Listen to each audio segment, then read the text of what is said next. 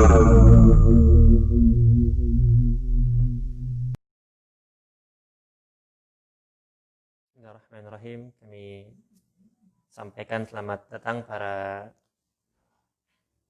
hadirin ya, Bapak Ibu sekalian, dimanapun Anda berada, insyaallah sebentar lagi akan kita mulai kajian Sekolah Ekonomi Rumah Tangga Muslim, Serum Muamalah ala Rasulullah Muhammad sallallahu alaihi wasallam. Merupakan kajian kerjasama antara Sekolah Tinggi Ekonomi Islam SEBI ya, dengan Muamalah Daily. Ya. Adapun di sesi pertama ini, sesi perdana ini kita akan mengkaji tentang adab utang piutang bersama Ustadz Dr. Oni Syahroni MA. Beliau merupakan Direktur Cybersea, anggota DSN Majelis Ulama Indonesia, ya, dan juga pengasuh dari program studi Hukum Ekonomi Syariah Sekolah Tinggi Ekonomi Islam SEBI. Ya.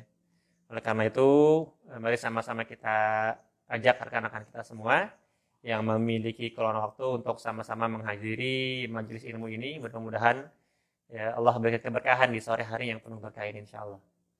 Baik, sambil kita menunggu, insyaallah tidak lama lagi pembicara kita Ustadz Dr. Oni Syahroni akan segera Assalamualaikum Ustadz. Waalaikumsalam warahmatullahi wabarakatuh. Alhamdulillah terdengar Ustadz. Sehat Ustadz ya? Alhamdulillah Ustadz. Di sore yang berkah ini insyaallah. Baik, kita akan segera mulai insyaallah agenda kita di sore hari ini. Bismillahirrahmanirrahim. Assalamualaikum warahmatullahi wabarakatuh. Alhamdulillahilladzi arsala rasulahu bil huda wa dinil haqq liyudhhirahu 'ala dini kulli wa kafahu billahi syahida. Asyhadu an la ilaha illallah wahdahu la syarika lah wa asyhadu anna Muhammadan abduhu wa rasulun nabiyya ba'da. Allahumma shalli ala nabiyyina Muhammad wa ala alihi wa sahbihi ajma'in.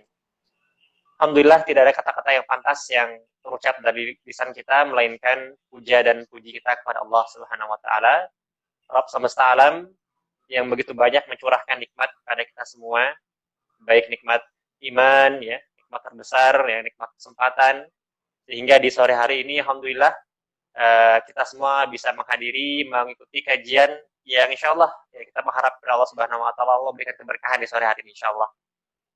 Baik, rekan-rekan sekalian, jamaah kajian ya, Serum Sekolah Ekonomi Rumah Tangga Muslim dimanapun Anda berada, ini merupakan kajian perdana ba'da Ramadan, ba'da Idul Fitri kemarin yang sempat Sekolah Tinggi Ekonomi Islam SEBI laksanakan.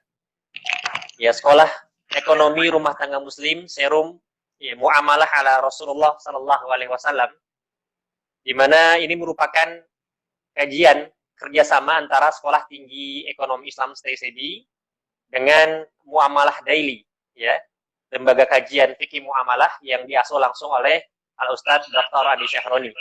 Nah, di sore hari ini insyaallah kajian kita ya akan dibersamai oleh beliau sebagai pembicara kita. Ya. Insyaallah kajian ini insyaallah akan rutin setiap pekan dilaksanakan setiap Kamis sore ya, pukul 16.00 sampai 17.00 insyaallah. Ya, beliau ya Al Ustadz Dr. Oni Syahroni ya, kami perkenalkan sekali lagi ya, beliau merupakan Direktur dari Cybersea ya, lembaga riset ekonomi Islam Sekolah Tinggi Ekonomi Islam SEBI, dan beliau juga diamanahi sebagai anggota Dewan Syariah Nasional Majelis Ulama Indonesia MUI Pusat ya, dan beliau juga pengasuh dari program studi Hukum Ekonomi Syariah ya di Sekolah Tinggi Ekonomi Islam SEBI. Baik, Bapak Ibu sekalian maupun rekan-rekan dimanapun Anda berada, ya, ini merupakan sesi pertama ya dari kajian Serum Muamalah ala Rasulullah sallallahu alaihi wasallam. Sesi pertama kali ini kita akan mengambil tema ya tentang adab utang piutang, ya.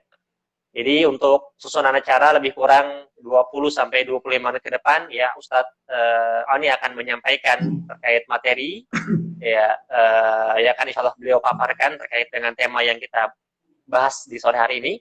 Kemudian selanjutnya kita akan buka sesi pertanyaan, ya sesi interaktif, ya insya Allah. Dan insya Allah nanti Tony akan menjawab ya beberapa pertanyaan yang berkaitan dengan tema tentang adab utang piutang di sehari-hari.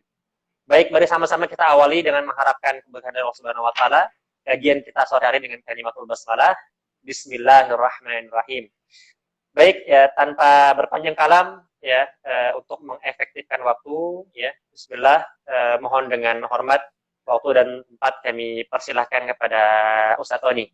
Pada Ustadz, waktu dan tempat kami persilahkan Ustadz. Fadal. Assalamualaikum warahmatullahi wabarakatuh. Waalaikumsalam warahmatullahi wabarakatuh. Alhamdulillah wassalatu wassalamu ala Rasulillah wa ala alihi wa sahbihi wa man tabi'a hudah, amma ba'd. Rabbi shrah lana sudurana wa yassir lana umurana wa hlul 'uqdatam min lisanina yafqahu qawlana. Allahumma ij'al jam'ana hadza jam'an marhuma wa tafarruqana min ba'dihi tafarruqan ma'suma. Allahumma rzuqna husnal iqtida bi Rasulillah sallallahu alaihi wasallam. Allahumma rzuqna husnal iqtida bi Rasulillah sallallahu alaihi wasallam wa sallallahu ala sayyidina Muhammad wa ala alihi wa sahbihi wasallam. Walhamdulillahirabbil alamin. Yang saya dan kita sama-sama muliakan Ustadz Mawardi selaku host kita di pertemuan kali ini, seluruh sivitas akademika Stay Sebi, adik-adik sekalian, mahasiswa, mahasiswi, keluarga besar Stay Sebi, Bapak, Ibu, teman-teman semua yang hadir di kesempatan ini, izinkan saya untuk menyampaikan tuntunan Rasulullah Shallallahu Alaihi Wasallam sebagaimana yang sudah dihimpun dalam kitab Al-Muntaqa min kitab At-Targhib wa Tarhib lil Munziri. Jadi kita insya Allah setiap Kamis sore akan membacakan pesan-pesan hadis-hadis Rasulullah Shallallahu Alaihi Wasallam terkait dengan muamalah ala Rasulullah Shallallahu Alaihi Wasallam. Jadi setiap pertemuan akan kita ambil 5 hingga 7 tuntunan Rasulullah Shallallahu Alaihi Wasallam yang menegaskan kepada kita bagaimana muamalah ala Rasulullah Shallallahu Alaihi Wasallam. Nah, kita akan menjelaskan strukturnya adalah saya akan memulai membaca hadis per hadis tuntunan Rasulullah SAW dalam muamalah. Kemudian di akhir saya akan simpulkan bagaimana kandungan pesan hadis Rasulullah SAW secara runut. Sehingga jadi bagian pertama saya akan bacakan satu persatu hadis Rasulullah. Kemudian yang kedua saya akan sampaikan adab-adab poin per poin. Nah, sehingga dengan dua bagian ini kita bisa mengetahui bagaimana pesan Rasulullah SAW kalimat per kalimat, kata per kata, pesan per pesan. Dan di bagian yang kedua kita bisa menyimpulkan apa sih pesan intinya, apa sih 1, 2, 3-nya apa gitu. Sehingga dalam durasi 15 hingga 20 menit kita bisa mengambil kesimpulan secara runut, sistematis, terstruktur pesan-pesan Rasulullah SAW. Nah, izinkan saya para asatidz, teman-teman sekalian, untuk memulai pertemuan kita pada hari ini, Kamis sore dengan bab adab utang piutang. Nah, seperti yang saya sampaikan, bagian pertama kita akan bacakan satu persatu hadis Rasulullah SAW. Yang pertama adalah hadis tentang celaan bagi yang berutang. Jadi kita bacakan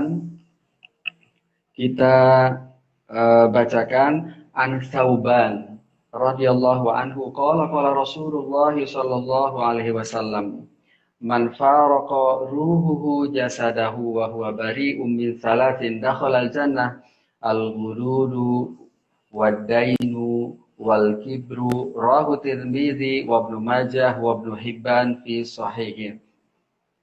Hadis pertama dari Tsauban radhiyallahu anhu, ia meriwayatkan Rasulullah bersabda, barang siapa yang wafat, ruhnya berpisah dari jasadnya, maka ia yang wafat tadi, dia akan terlepas dari 3 hal dan ia masuk surga. Ia akan masuk surga selama terlepas dari 3 hal. Apa itu? Yang pertama adalah gulul. Dan yang kedua adalah adain utang. Dan yang ketiga adalah al-kibr, kesombongan. Hadis riwayat Tirmizi, Ibnu Majah, Ibnu Hibban dalam sahihnya. Nah, hadis ini menegaskan ternyata berutang itu menghambat masuk surga. Hadis ini menjelaskan kaidah dasarnya jangan sampai berutang. Itu yang pertama. Nah, selanjutnya yang kedua, hadis Rasulullah SAW yang menegaskan kepada kita, memerintahkan kepada setiap kita pribadi, milenial, yang sedang belajar, ayah, ibu, manajemen, karyawan untuk bersegera bagi yang punya utang untuk menunaikan kewajibannya. Coba kita baca. An Abi Hurairah radhiyallahu anhu qala Rasulullah sallallahu alaihi wasallam man akhadha amwalan nasi yuridu ada'aha adallahu anhu wa man akhadha amwalan nasi yuridu itlafaha atlafahu Allahu. Rawahul Bukhari wa Ibnu Majah wa ghairihima. Dari Abu Hurairah radhiyallahu anhu yang meriwayatkan Rasulullah bersabda, barang siapa saja yang mengambil harta orang lain seperti menghutang, yuridu adaha adallahu anhu, dan ia berutang dengan i'tikad akan melunasinya, maka adallahu anhu, maka Allah akan melunasinya. Dan sebaliknya, waman akhadha amwalan nasi yuridu itlafaha atlafahullah. Barang siapa yang mengambil berutang dan tidak ada itikad untuk melunasinya. Di sini diungkapkan dengan kata-kata akan merusaknya. Maksudnya tidak melunasinya. Maka atlafahullahu anhu, maka Allah akan membinasakannya. Hadis riwayat Bukhari. Nah, kita lanjutkan ke tema yang ketiga, yaitu orang yang berutang tidak boleh menunda-nunda pembayaran selama ia mampu untuk menunaikannya. An Abi Hurairah radhiyallahu anhu anna Rasulullah sallallahu alaihi wasallam qala matlul ghaniyil zulmun wa idza utbi ahdukum ala mali'in falyatba. Dari sahabat Abi Hurairah radhiyallahu anhu ia menceritakan bahwa Rasulullah Shallallahu alaihi wasallam bersabda bahwa orang kaya punya utang, debitur, mampu membayar tetapi menunda-nunda pembayaran, maka ia telah melakukan kezaliman. Dia seorang zalim. Kepada siapa? Pasti kepada kreditur. Wa idza utbi ahadukum ala mali'in falyatba, dan apabila dialihkan kewajibannya maka ia harus ikut, ya, harus sepakat. Rawahul Bukhari wa Muslim. Hadis yang kedua tentang penegasan Rasulullah SAW bahwa menunda itu perbuatan kezaliman. An Amr bin Ash-Sharid an abihi radhiyallahu anhu an Rasulullah sallallahu alaihi wasallam la yulwajidi yuhillu irdahu wa uqubatahu, rawahu Ibnu Hibban fi sahih. Nah, Rasulullah sallallahu alaihi wasallam bersabda bahwa orang yang mampu tetapi menunda-nunda pembayaran itu boleh disanksi, boleh dikasih punishment. Yuhillu irdahu wa uqubatahu, menegaskan betapa orang-orang yang mampu tetapi menunda-nunda pembayaran telah menzalimi orang yang punya uang yang tertunda haknya karena keterlambatannya membayar kewajiban. Nah, selanjutnya yang keempat adalah doa yang dilantunkan oleh seorang debitur. Boleh jadi ia punya utang, punya itikad, tetapi karena satu dan lain hal ternyata kesulitan. Apa doanya? Beberapa hadis dan kita akan sebutkan salah satunya. Nah, ini hadis panjang an Abi Sa'id Al-Khudri qala dakhala Rasulullah sallallahu alaihi wasallam dzata yaumin al-masjid fa idza huwa bi rajulin min al-ansar yuqalu lahu Abu Umamah. jalisan fi. Faqala ya Aba Umamah, ma li araka jalisan fil masjid fi ghairi waqti shalah. Qala humumun lazimatni wa duyunun ya Rasulullah. Qala afala u'allimaka kalaman idza qultahu wa adhhaba Allahu azza wa jalla hammak wa qada anka dayna. Faqala bala ya Rasulullah. Qala qul idza asbahta wa idza amsayta Allahumma inni a'udzubika minal hammi wal hazan wa a'udzubika minal ajzi wal kasal wa a'udzubika minal bukhli wal jub wa a'udzubika min ghalabati daini wa qahri rijal. Qala faqultu dzalik fa adhhaba Allahu azza wa jalla hammi wa qada anni daini.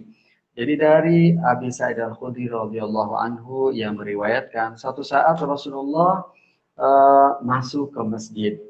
Ia menemukan salah seorang sahabat Ansor namanya Abu Umamah sedang duduk di masjid. Rasulullah bertanya, wahai Abu Umamah, saya melihat engkau duduk di masjid padahal bukan waktu sholat. Apa yang engkau lakukan? Nah, sahabat tersebut Abu Umamah menjawab, umumun lazimatni waduyunun ya Rasulullah. Wahai Rasulullah, aku terhimpit dengan utang. Nah, Rasulullah mengatakan, maukah engkau aku ajarkan satu rangkaian doa, jika engkau lantunkan maka Allah akan menghilangkan kesempitanmu, masalahmu, dan akan melunasi utangmu. Nah, sahabat Abu Umar mengatakan, tentu wahai Rasulullah. Kata Rasulullah, lantunkan, katakan, jika engkau ada di waktu pagi dan petang, Allahumma inni a'udzubika minal hammi wal hazan. Ya Allah, aku berlindung kepadamu dari masalah dan kesedihan. Wa a'udzubika minal ajzi wal kasali, dan aku berlindung kepadamu dari kelemahan dan kemalasan. Wa a'udzubika minal bukhli wal jubni, dan aku berlindung kepadamu dari bakhil, dari pelit, kikir, dan ketakutan. Wa a'udzubika min ghalabati daini wa qahri rijal, dan aku berlindung kepadamu dari lilitan utang dan pihak lain yang memaksa. Qala faqultu dzalik, dan aku katakan itu, fa adhaballahu azza wa jalla hammi, maka saat saya lantunkan doa itu, Allah menghilangkan masalah saya dan akhirnya hutang saya terlunasi. Hadis riwayat Abu Daud. Dari 4 tema tentang utang piutang sebagaimana disebutkan dalam hadis Rasulullah SAW, kita masuk ke bab kedua. Tentang apa sih kesimpulan dari hadis-hadis tersebut? Nah, sesungguhnya Bapak Ibu sekalian, teman-teman sekalian, adik-adikku sekalian, para asatidz, sesungguhnya kaidah dasarnya tidak berutang. Berutang itu adalah pilihan terakhir.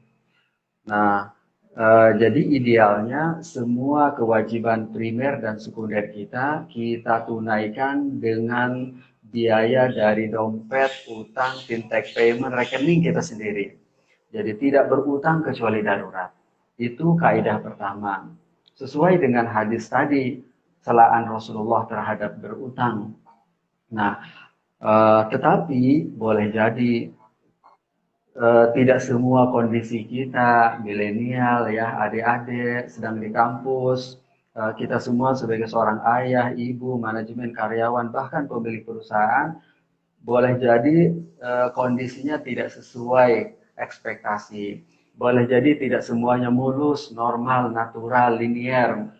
Boleh jadi ada kondisi tertentu yang akhirnya kita harus berutang. Bukan karena masalah-masalah kebutuhan tersier, tetapi mungkin masalah SPP anak-anak, mungkin karena perusahaan akibat pandemi akhirnya harus mem-PHK, yang di PHK akhirnya kehilangan pencaharian. Intinya ada kondisi khusus yang akhirnya membuat kita jadi harus berutang. Nah, andaikan pilihannya berutang, apa saja adabnya? Yang pertama adalah adabnya seperti yang disampaikan oleh Rasulullah, punya etikat, punya keinginan untuk melunasi kewajibannya. Jadi jangan sampai berutang, mudah berutang tetapi tanpa punya etikat untuk melunasinya. Nah, keinginan tersebut itu harus ada indikatornya, harus ada buktinya, harus ada ciri-cirinya. Misalnya kita meningkatkan kemampuan finansial kita. Yang biasanya penghasilannya 1, 2, kita tingkatkan jadi 3. Yang biasanya tidak menabung, kita menabung. Yang tidak biasanya tidak ada investasi, kita investasi. Bukti selanjutnya adalah kita penampilan kita juga sederhana. Jangan sampai kita punya utang tetapi glamor, berlebihan, baju, aksesoris yang melekat dalam tubuh kita ini mahal padahal kita ini punya utang. Nah, itu tidak sesuai dengan adab utang piutang. Nah, yang kedua, kita juga disunahkan untuk memenuhi kesepakatan ya wa aufu bil uqud al muslimuna ala syurutihim ila syaratan haram halalan aw halal haraman. Kalau kita utang harus ditunaikan bulan Juni tanggal 1, maka kita berikhtiar maksimum agar utang kita ditepati tepat waktu. Bahkan kalau kita mengikuti adab, nah kita menunaikannya sebelum waktunya. Yang ketiga, bagi kreditur dianjurkan untuk cepat memenuhi keinginan si debitur. Cepat kucurkan kredit tanpa bunga. Jadi kalau ada orang datang minta pinjaman 20 juta untuk biaya kesehatan, untuk pendidikan, kebutuhan primer dan sekunder, maka cepat penuhi dan tanpa bunga. Sebagaimana kaidah wa ta'awanu 'alal birri wa taqwa wa la ta'awanu 'alal itsmi wal 'udwan, dan sebagaimana kaidah kullu qardin jara naf'an fa huwa riba idza kana masyrutan fi naf'il muqrid. Jadi jangan sampai minjam 20 juta alih-alih ingin menolong tetapi ada fee, ada benefit yang didapatkan oleh kreditur. Misalnya si A sebagai kreditur mau meminjamkan 20 juta asal dibayar 25 juta. Nah, 5 juta ini bukan menolong, ini adalah riba yang menjerat di pundak debitur dan itu diharamkan oleh Islam. Yang keempat, si kreditur juga berhak untuk mewajibkan transaksinya dicatat. Sebagaimana pesan Allah Subhanahu wa taala, ya ayyuhalladzina amanu idza tadayantum bidainin ila ajalin musamman faktubu, menulis. Nah, mengambil pendapat para ulama ahli maqasid seperti At-Thahir Ibnu Asyur dalam Tahrir wa Tanwir bahwa mencatat itu hukumnya wajib karena terkait dengan isbat al-huquq. Si kreditur juga berhak untuk meminta jaminan pada saat debitur tidak mampu melunasi kewajibannya setelah dibuat relaksasi ya, diperpanjang tenor, tidak mampu juga, maka jaminan tersebut boleh untuk dieksekusi, dijual, dan yang diambil sebesar pokok kewajibannya. Nah, andaikan juga kita harus berutang, maka jadi berutangnya sesuai prinsip-prinsip syariah. Misalnya kalau kita harus membeli rumah, maka membeli kepada pihak-pihak yang menerapkan konsep syariah seperti bank syariah atau lainnya yang memenuhi prinsip syariah. Nah, mudah-mudahan dengan pointer di bagian kedua ini tergambar di hadapan kita satu persatu pesan Rasulullah SAW. Mudah-mudahan bermanfaat. Assalamualaikum warahmatullahi wabarakatuh. Waalaikumsalam warahmatullahi wabarakatuh. Masya Allah, jazakallah khair Ustadz. Masya Allah, tadi paparannya luar biasa. Inti tentang bahwa ini adab dalam bermuamalah, Ustadz ya. Masalah utang piutang ini luar biasa ya, Ustadz. Jadi sungguhnya. Halo. Ya, gimana, Ustadz? Ya, halo, saya izin sebentar, sekitar setengah menit ya. Boleh, ayo Ustadz, silakan. Ahlan. Baik, rekan-rekan dimanapun Anda berada, tadi Masya Allah sudah disampaikan materi pertama, ya, materi pendahuluan tentang adab bermuamalah, bab pertama tentang utang piutang. Jadi Ustaz Tony memaparkan dari kitab yang beliau sampaikan, ya, hadis-hadis Nabi SAW, bahwa adab kita sebagai seorang Muslim, ya, masalah utang ini bukan main-main ternyata, ya, rekan-rekan sekalian. Jadi memang harapannya utang merupakan jangan sampai menjadi gaya hidup kita. Ya. Kalaupun terpaksa, lagi-lagi terpaksa kita berhutang, maka kita usahakan bisa memastikan, ya, kita ikhtiarkan agar kita bisa melunasinya. Pun terkait dengan etika, ya, mekanisme dalam berhutang, kita mungkin sebagai yang ingin hendak menolong, ya, saudara kita yang mungkin sedang kesulitan masalah finansial, ya, terlilit kebutuhan, ya mungkin hutang yang lain seperti itu, atau masalah kebutuhan daruriyah, kebutuhan primernya yang mungkin butuh subsidi dari orang lain, maka ketika menolong ya mungkin baik, tapi lagi-lagi perlu diperhatikan. Ya, jangan sampai niat ingin menolong, namun ada diperjanjikan tadi beliau sampaikan di awal ya, misalnya tadi beliau sebutkan butuh 20 juta rupiah, namun dipersyaratkan mengembalikan sebesar 25 juta rupiah, berarti ada selisih nih 5 juta rupiah. Alih-alih mau menolong, ternyata bisa terjebak ke dalam dosa riba seperti itu ya, atau dosa yang masya Allah tidak ringan di sisi Allah Subhanahu Wa Taala. Bahkan dalam sebuah kitab bagian dari kitab Al-Kabair ya, dosa-dosa besar riba bagian dari dosa besar di sana seperti itu. Ya baik rekan-rekan sekalian ya, dimanapun Anda berada ya, bahwa kajian kita sore hari ini merupakan kajian rutin yang insya Allah akan kita laksanakan setiap hari Kamis sore ya, seperti saat ini pukul 16.00 sampai pukul 17.00 ya, kita mengambil tema yang berkaitan dengan adab bermuamalah ya. Dan alhamdulillah kita bisa ya Allah izinkan ya untuk melaksanakan sesi pertama kali ini tentang adab utang piutang. Baik, rekan-rekan sekalian dimanapun Anda berada, alhamdulillah ya Ustadz Tony sudah hadir kembali. Ya, saya tadi mencoba menyapa bahwa ternyata memang dalam Islam kita diarahkan jangan sampai utang itu menjadi sebuah gaya hidup, Ustadz ya. Ya, betul.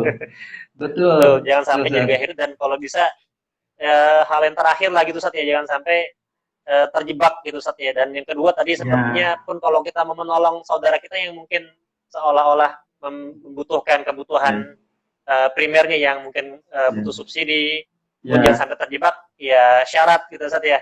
Ingin menolong sekian, dipersyaratkan dikembalikan dengan ada kelebihannya seperti itu. Betul, dan ternyata terjebak dalam dosa riba seperti itu. Betul, Ustaz. Masya Allah. Nah, saat ini menarik, Ustaz.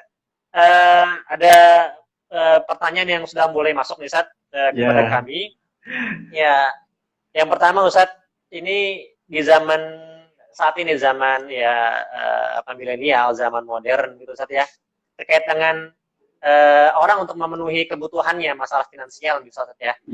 Nah, ini yang mungkin sudah nggak asing lagi ya, istilah kartu kredit, Ustaz. Ya. Nah, ini bagaimana saat kita menyikapi adanya produk yang ditawarkan saat ya dari perbankan ya, saat, bagi seorang muslim itu saat apakah kita boleh gitu saat untuk mengambil fasilitas itu saat ya, karena dikhawatirkan tadi saat kita terjebak ke dalam gaya hidup berhutang gitu saat. Itu gimana saat ya? Mohon pencerahan itu saat. Ya, betul. Ini dari siapa nih yang nanya? Ini belum ada disebutkan namanya, Ustaz. Ya. Dari Fulan bin Fulan. Fulan. Ya, jadi yang pertama tadi adab-adab utangnya bahwa memang kita tidak boleh bergaya hidup glamor. Sebenarnya gaya hidup itu tidak hanya bagi yang berutang, juga orang yang tidak punya utang. Gaya hidup yang dianjurkan itu adalah sesederhana mungkin. Ya, sebagaimana tuntunan Rasulullah, innal badzadzata minal iman. Sesungguhnya hidup sederhana itu bagian dari iman. Itulah tuntunan Rasulullah SAW. Karena kita ini punya obsesi untuk banyak harta, banyak duit, bukan untuk memperkaya diri sendiri, tetapi kita ingin menunaikan SPP anak-anak, birrul walidain, bisa ngirim kepada ibu, bapak, ingin membahagiakan orang lain, bisa berinfak lebih banyak, bukan untuk memperkaya diri sendiri. Nah, begitu pula dengan gaya hidup utang. Nah, ini juga bukan bagian dari tuntunan. Oleh karena itu dalam adab berutang hanya untuk kebutuhan primer dan sekunder. Nah, kita masuk ke pertanyaan. Nah, kartu kredit ini juga jika bagi Bapak Ibu melihat bahwa dengan kartu kredit akan membuatnya jadi berpola hidup mudah ngutang, eh, mudah meminjam karena ada kartu saldo nol, tapi di mana-mana kapan masuk mall kita ambil kiri kanan, padahal itu kebutuhan tersier, maka menurut saya jangan gunakan. Karena dengan itu berarti membuka pintu bagi kita untuk hidup boros, memenuhi kebutuhan, karena budaya hidup boros, bahkan mudah berutang itu bukan bagian dari adab-adab seorang muslim dan muslimah. Itu yang pertama. Yang kedua, tetapi boleh jadi bagi sebagian kalangan pelaku usaha, kartu kredit ini dibutuhkan bukan untuk memenuhi kebutuhan tersier, misalnya transaksi dengan mitra di luar negeri hanya bisa dipenuhi dengan kartu kredit. Nah, jadi dalam kondisi yang kedua ini, kartu kredit boleh untuk memenuhi kebutuhan primer atau sekunder bagi segmentasi tertentu seperti pelaku usaha ya dan yang lainnya. Nah, jadi misalnya kalau ke luar negeri masuk di hotel, nah hotel itu biasanya harus ada kartu kredit, dia nggak menerima kartu debit. Nah, jadi gunakan dalam kondisi untuk memenuhi kebutuhan primer dan sekunder. Nah, kalaupun kita harus menggunakan kartu kredit, gunakan kartu kredit yang syariah. Nah, sebagaimana contoh dua kartu kredit yang diterbitkan oleh Bank Syariah di Indonesia. Oleh karena itu, tidak ada alasan untuk menggunakan kartu kredit konvensional. Kita ulangi kata kuncinya. Jika kartu kredit membuat kita mudah berutang, jangan gunakan. Dan yang kedua, untuk beberapa segmentasi tertentu seperti pelaku usaha yang dalam transaksinya harus menggunakan kartu kredit, gunakan kartu kredit yang sesuai syariah untuk kebutuhan primer atau sekunder. Masya Allah. Baik Ustaz, jadi dua Ustaz ya. Dua kata kuncinya ya Ustaz, kita catat Insya Allah. Jadi sesuai dengan substansi kebutuhan. Jangan sampai yang pertama itu, ya rekan-rekan sekalian di yang berada, kita menggunakan kartu kredit menjadikan kita mudah untuk berhutang. Yang kedua, lihat substansi kebutuhan ya. Kalau kita pelaku usaha gitu ya, kebutuhan ekspor impor, maka silahkan dan gunakan kartu kredit syariah ya. Jangan konvensional. Tapi Ustaz, kemudian ada lagi nih Ustaz, mohon maaf pertanyaan berikutnya dari Ustaz Lutfi Zulkarnain Ustaz. Waduh, ini kembali. Salam ini. Salam Ustaz dari beliau. Yang pertama Ustaz, terkait dengan nih bagi adab bagi kita saat orang yang memberikan hutang. Nah, bagaimana hukumnya bagi kita nih saat kita mempunyai piutang kepada orang, ya kita punya piutang kepada orang, tapi kita seperti agak enggan nih saat tidak menagih hutang. Padahal kita membutuhkan untuk mendapatkan pengembalian hutang tersebut saat entah itu karena mungkin ya tidak enak ya segan seperti itu. Nah, itu bagaimana saat kemudian kalaupun kita mau menagihnya, itu adab-adab kita sebagai penagih hutang seperti apa saat ya? Seperti itu Saat. Jadi pertama sebagai kreditur punya hak legal, hak itu diberikan oleh syariat Islam yang agung ini untuk menagih. Karena itu adalah hak kita, apalagi sudah jatuh tempo, apalagi sudah melebihi jatuh tempo. Ya, sampaikan dengan ungkapan yang santun yang baik. Jadi kesimpulannya menagih itu adalah hak kreditur, apalagi utangnya sudah jatuh tempo atau melebihi jatuh tempo. Nah, yang kedua, bagi debitur seharusnya jangan menunggu ditagih. Harusnya tunaikan tepat waktu. Bahkan lebih baik lagi bayar sebelum jatuh tempo. Itu bagian dari adab sebagaimana tuntunan Rasulullah SAW mengatakan kepada setiap kita, indah khiyarahum ahsanuhum qadaan. Sebaik-baiknya kalian orang yang punya utang, orang yang terbaik dalam melunasi kewajibannya. Yang ketiga, mungkin sebagai pelajaran juga ke depan bahwa utang piutang itu memang harus clear di atas kertas. Jangan sampai dia saudara kita akhirnya mengabaikan nih masalah-masalah legalitas, profesional. Kalau bisa harus dicatat, harus di atas kertas. Waktunya kapan harus, jangan sampai berutang nggak dicatat, hanya lewat WA. Kalau perlu dicatat di atas materai, ada saksinya. Kalau perlu, kalau memang si kreditur juga berhak untuk meminta jaminan. Misalnya saya meminjam kepada si B, saya debitur, maka si B berhak, silahkan saya berikan kredit, tapi saya minta jaminan. Nah, jaminan itu bisa kita eksekusi apabila si debitur ternyata tidak melunasi kewajibannya. Begitu, Seth. Baik, Masya Allah. Jadi rekan-rekan sekalian tadi jelas ya jawaban dari Ustadz Ani bahwa kita punya hak nih bagi para pemberi hutang seperti itu.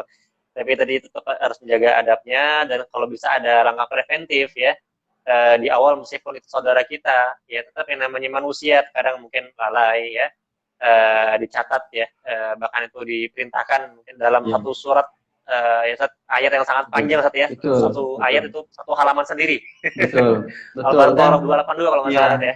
ya, mungkin sebagai tambahan juga, mungkin debitur juga ada alasan.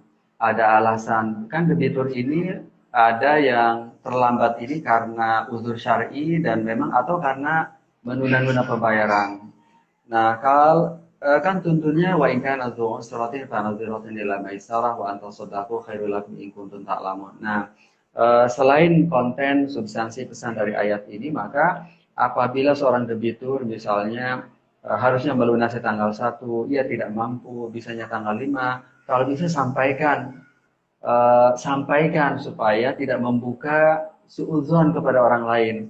Karena dengan keterlambatan kita boleh jadi si kreditur yang seharusnya bayar SPP buat anak-anaknya jadi tidak terbayar dan dianggap uang prestasi tidak disiplin oleh pihak lembaga pendidikan. Akibat ia terlambat, maka guru-guru juga akan kemana-mana nih. Guru-guru jadi terlambat diberikan haknya gitu ya. Jadi cepat mengkomunikasikan kepada kreditur bahwa tidak bisa bayar karena ada unsur A, B, C, D, E gitu sehingga tidak ada su'u tafahum gitu ya. Baik, ya Ustaz, Ya, Masya Allah. Jadi bagi para kreditur ya maupun debitur terlebih ya bisa menjaga adab-adabnya dalam proses muamalah utang piutang ini. Kemudian terakhir Ustaz, mungkin yang terakhir Ustaz, pertanyaan terakhir ya, mungkin bisa sekaligus dua Ustaz ya. Yang dari Ustaz Baihaqi Ustaz, ini Ustaz Baihaqi. yeah. Nah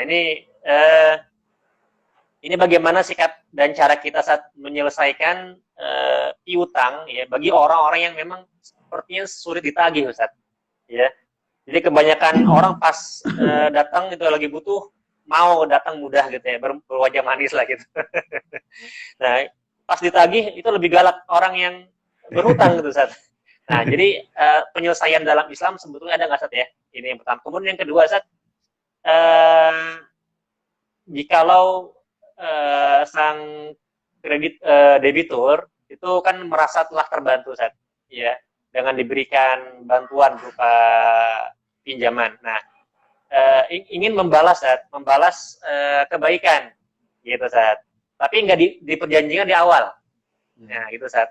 Nah, diberikan mungkin itu tambahan, entah mungkin nominal apa namanya? Kalau bentuk bantuan berupa uangnya dilebihkan seperti itu ya ataupun dalam bentuk yang lain gitu Sat, entah itu makanan ataukah benda barang itu apakah diperbolehkan Sat? Gitu, Sat. Yang Yeah. pertama tadi terkait dengan galakan orang yang ditagih ya adakah Islam penyelesaiannya seperti apa, yang kedua terkait dengan pembalasan kebajikan dari debitur kepada kreditur atas kebaikan yang diterima oleh dirinya seperti itu. Ya, Itu, Sat. jadi betul. Jadi yang pertanyaan pertama sebenarnya hak bagi kreditur untuk nagih. Menagih itu hak kreditur sebagaimana yang kita sampaikan dalam pertanyaan pertama di awal sesi tanya jawab. Nah, yang kedua sesungguhnya menunda-nunda pembayaran aja sudah tidak boleh, sebuah kezaliman, apalagi seakan-akan abai, tidak tahu, apalagi lebih galak. Nah, ini berarti lebih berat dari sekedar menunda-nunda pembayaran. Nah, oleh karena itu, secepatnya ini komunikasi ini memang harus supaya tidak membuka suudzon, su'u tafahum gitu, bagi debitur berikhtiar untuk melunasi kewajibannya. Andaikan ada hal 1, 2, 3 sehingga tidak melunasi kewajibannya, cepat sampaikan. Jadi sesungguhnya yang punya kewajiban untuk berinisiatif, yang harusnya punya inisiator untuk mengkomunikasikan, itu bukan kreditur, debitur nih. Debitur yang harus WA duluan, telepon duluan, ngechat duluan, kalau perlu datang, sampaikan permohonan maaf Zat. Jadi seharusnya tanggal 1 saya lunasi, tetapi karena anak sakit, A, B, C, D, E gitu, sehingga kita bisa nggak reschedule ulang jadi bulan depan. Nah, jadi komunikasi itu harusnya dilakukan oleh pihak debitur. Yang ketiga, memang menurut saya menjadi sebuah keharusan ke depan bahwa utang piutang itu memang harus memenuhi adab-adabnya, tercatat, kalau perlu ada jaminan, nah sehingga ditunaikan sesuai dengan adab-adabnya. Nah itu pertanyaan pertama. Nah yang kedua, eh, itu juga kalau seseorang debitur melunasi utangnya tanpa dipersyaratkan melebihi pokok pinjaman, nah itu justru dianjurkan sesuai dengan tuntunan Rasulullah SAW. Inna khiyarakum ahsanukum qada'an. Jadi sebaik-baiknya debitur adalah orang yang terbaik melunasi kewajibannya. Nah terbaik itu bisa melunasi sebelum jatuh tempo atau ia berikan melebihi pokok pinjamannya selama tidak dipersyaratkan. Misalnya si A meminjam 20 juta akan dilunasi bulan Juni 2020 tanggal 1. Pada tanggal 1 ia lunasi 20 juta plus 500 ribu. 500 ribu ini tidak diperjanjikan, tidak dipersyaratkan. Nah, maka apa yang ia lakukan dengan melebihi, dengan menambah 500 ribu ini, itu menunaikan adab berpahala gitu. Inna khiyarakum ahsanukum qada'an selama tidak diperjanjikan. Demikian, Ustaz. Bukan riba jadi Sat ya. Bukan, Sat. Jadi karena kaidah Masya riba Allah. itu kan dua ciri-cirinya. Pertama terjadi dalam utang piutang, yang kedua diperjanjikan, dipersyaratkan. Diperjanjikan, dipersyaratkan ini ciri-ciri yang kedua. Sehingga kalau tidak diperjanjikan, tidak dipersyaratkan, maka itu diperkenankan. Itu kesimpulannya. Fikihnya sih panjang. Nah, sesuai dengan kaidah kullu qardin jaronafan qawariba idza kana masyrutan fihi naqlul mukrim. Demikian, Sat. Baik. Sat, tadi menarik Sat yang pertama Sat, yang orangnya agak bebal untuk ditagih Sat. Nah, kalau kita ingin akhirnya terpaksa harus berurusan kepada pihak berwajib itu Sat, diselesaikan secara hukum. Itu boleh juga Sat ya? Ya, betul Ustaz. Boleh jika as-suluh wal musolaha sudah dikomunikasikan tidak bisa. Karena tahapan pertama ini memang adab-adabnya samhan idza ba'a, samhan idza syara, samhan idza qada. Jadi adab penjual itu merelakan hak. Ada pembeli juga merelakan hak. Jadi melotot, kereng itu sebenarnya bukan bagian. Bahkan dalam bisnis nih, bukan dalam bisnis ya. Iya, nah, Masya Allah. jadi bab itu nih harus dilewati, mengkomunikasikan di WA, bawa hadir silaturahim ke rumahnya. Nah, itu tahapan pertama. Nah, tahapan yang kedua ya sebagaimana tuntunan ayat tadi ya, wa in kana dzu usratin fa naziratun ila maisarah. Kasih dia tenggang waktu.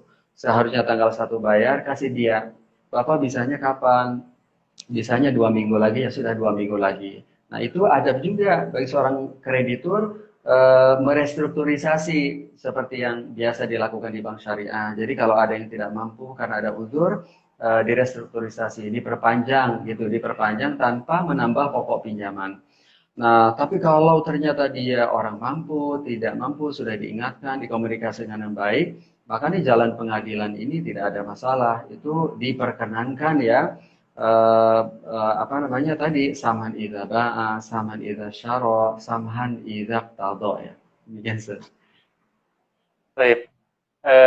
Ustadz, Alhamdulillah kita sudah di penghujung acara, Ustadz. Ya, Masya Allah, luar biasa tadi apa yang Ustadz sampaikan, ya sangat bermanfaat sekali buat kita. Sebelum ditutup, Ustadz, ya mohon bisa memberikan apa namanya closing statement, Ustadz, ya terkait dengan tadi ya ada utang-utang yang kita bahas ya dari awal dari pertemuan sampai sekaligus tanya jawab tadi, Ustadz. Mangga, Ustadz. Ya, adik-adik sekalian, sahabat mahasiswa, pelajar, teman-teman sekalian, khususnya Sivitas Akademika Sebi, mudah-mudahan Allah Subhanahu Wa Taala melapangkan setiap ikhtiar kita, apalagi saat pandemi Amin. COVID-19 Mudah-mudahan kita terhindar dari lilitan utang ya. Mudah-mudahan andaikan kita melakukan itu dilakukan pada saat yang tepat sesuai dengan adab-adabnya. Nah, saya mengajak para hadirin untuk bertemu kembali pada pertemuan mendatang. Kita mencoba membedah, membaca, memperdengarkan satu persatu lafal per lafal, kata per kata pesan Rasulullah SAW dalam kitab Al-Muntaqa fi Targhib wa Tarhib, dan kita akan simpulkan dalam beberapa pointer-pointer dalam muamalah ala Rasulullah SAW. Bagaimana Rasulullah SAW bermuamalah. Demikian, Ustaz. Baik, Masya Allah. Rekan-rekan sekalian, ya tadi sudah disampaikan ya, oleh guru kita semua, ya, alim ulama kita, Ustaz Dr. Roni Syaroni. Di pertemuan perdana ini, Masya Allah, ya banyak sekali yang ilmu kita dapatkan, khususnya tentang adab utang piutang. Ya, kesimpulan yang bisa didapat tadi banyak, beberapa diantaranya bagaimana kita sebagai seorang Muslim, mari sama-sama kita hindari hutang. Jangan sampai hutang itu menjadi budaya bagi kita semua, ya. Kemudian pun yang kedua, kalaupun terpaksa, maka jaga adab-adabnya. Baik itu kita sebagai pihak debitur terlebih maupun seorang kreditur, ya. Baik Ustadz, ini ya, terima kasih Ustadz, jazakallah khair sekali lagi ya. Mudah-mudahan kita bisa bertemu kembali di pekan depan dan dengan waktu yang insya Allah ya sama ya pada asar ya pukul 16.00 sampai pukul 17 insya Allah, dan mudah-mudahan semakin banyak lagi ya jamaah yang bisa bergabung, rekan-rekan sekalian yang hadir. Mohon yuk kita ajak rekan-rekan kita di kesempatan berikutnya ya, mudah-mudahan banyak manfaat yang kita bisa dapatkan di pertemuan kita insya Allah. Mari sama-sama kita akhiri ya dengan mengharap lagi-lagi keberkahan dari Allah Subhanahu wa taala dengan kalimatul hamdalah, alhamdulillahirabbil alamin, dan kita sempurnakan dengan doa penutup majelis. Subhanakallahumma bihamdika, asyhadu an la ilaha illa anta, astaghfiruka wa atubu ilaik. Atas segala kekurangan dan mohon maaf ya. Biasa bilhaq. Assalamualaikum warahmatullahi wabarakatuh. Syukran Ustaz. Terima kasih Ustaz. Mohon izin Ustaz. Ya, assalamualaikum. Sama-sama Ustaz. Ya. Assalamualaikum warahmatullahi wabarakatuh.